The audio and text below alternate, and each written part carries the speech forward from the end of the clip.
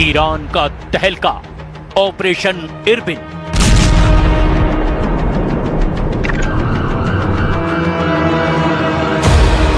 Mossad base जला, America तड़पने लगा।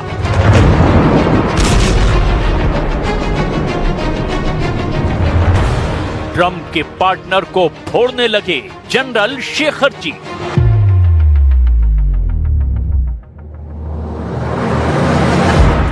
Khamenei underground, युद्ध का आखिरी राउंड।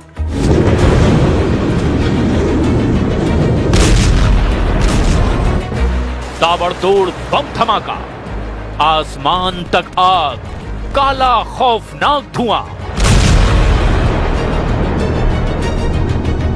धमाके के बाद सिर्फ और सिर्फ तबाही। यह है इजराइल का लेटेस्ट हमला।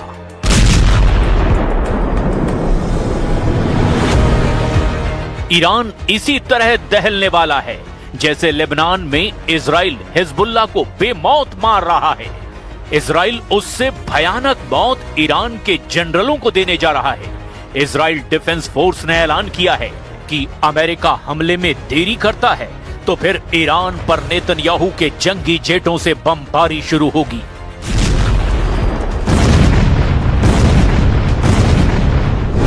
Israel defence force chief general Eyal Zamir war front का लगातार दौरा कर रहे हैं।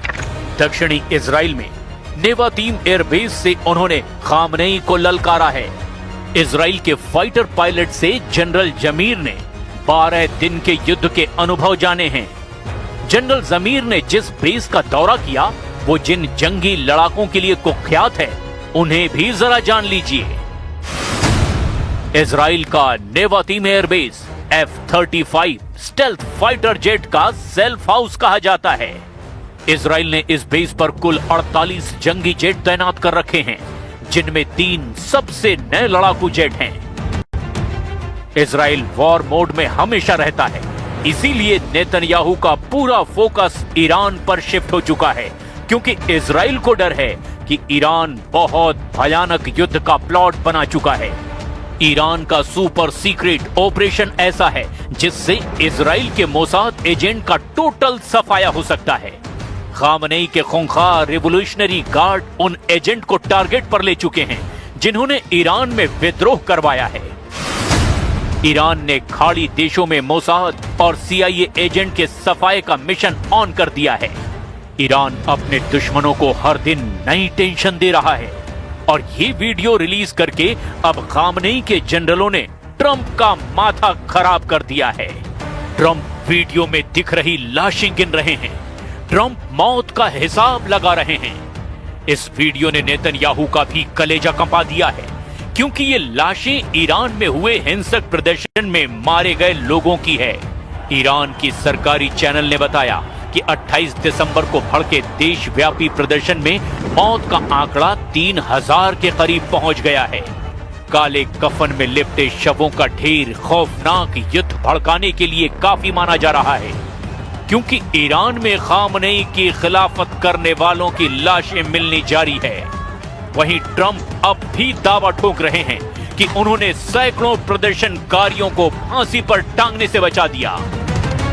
One thing specifically that really got me, they were going to hang the old-fashioned hanging. They were going to hang 837 people on Thursday, and I told them, you can't do that. If you do that, it's going to be bad. I don't want to go exactly what I said, but nasty. And they canceled it, hopefully permanently. लेकिन Iran में मौत के आंकड़े बढ़ते ही जा रहे हैं। Human rights activist news agency HRANA के मुताबिक ईरान में 4029 प्रदर्शनकारियों की मौत की पुष्टि हो गई है। वहीं 26,015 आंदोलनकारियों की गिरफ्तारी की जानकारी है। लेकिन ईरान इंटरनेशनल ने 12,000 प्रदर्शनकारियों की मौतों का अनुमान लगाया है। वहीं CBS न्यूज ने ईरान में मौत के आंकड़े को 20,000 के पार बता रखा है।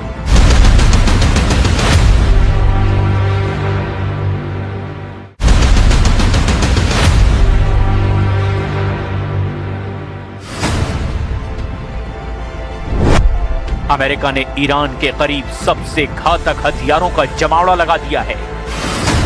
वॉल स्ट्रीट जर्नल की रिपोर्ट के मुताबिक अमेरिका ने ईरान फ्रंट पर F-35 फाइटर जेट से लैस 2 परमाणु aircraft carrier, hot air defence system और सैनिकों की संख्या में जबरदस्त इजाफा किया है। अमेरिका के F-15E फाइटर जेट जॉर्डन में उतरे हैं। तो क्या दावोस में दी ट्रंप की धमकी के सच होने का समय आ गया है?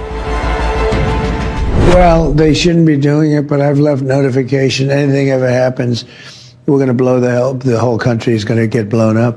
If I were here and they were making that threat to somebody, even not even a president, but somebody like they did with me, I would absolutely hit them so hard.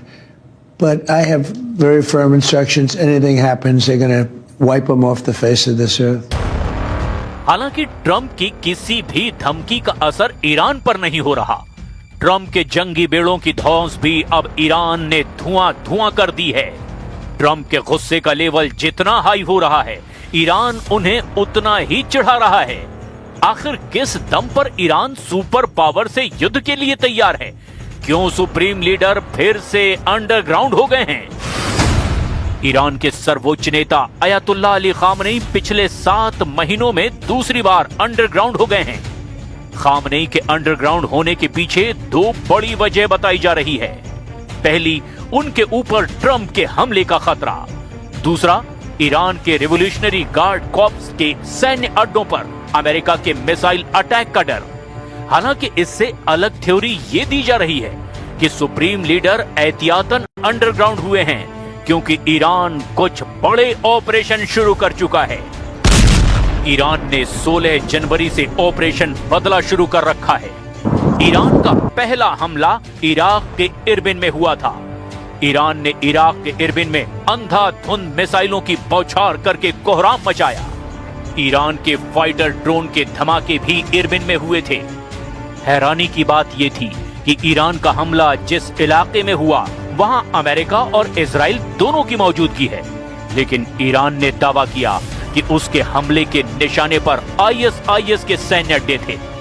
Iran ने हवाई हमले को ISIS के आत्मघाती हमले का जवाब कहा। इस्लामिक स्टेट ने जनरल कासिम सुलेमानी की बरसी पर ईरान के केरमान में भयानक आत्मघाती हमले की जिम्मेदारी ली थी। ISIS के फिदाइन हमले में 84 लोगों की मौत हुई थी और 284 लोग गंभीर रूप से जख्मी हुए थे। ईरान ने इसी हमले का बदला लेने का दावा किया है।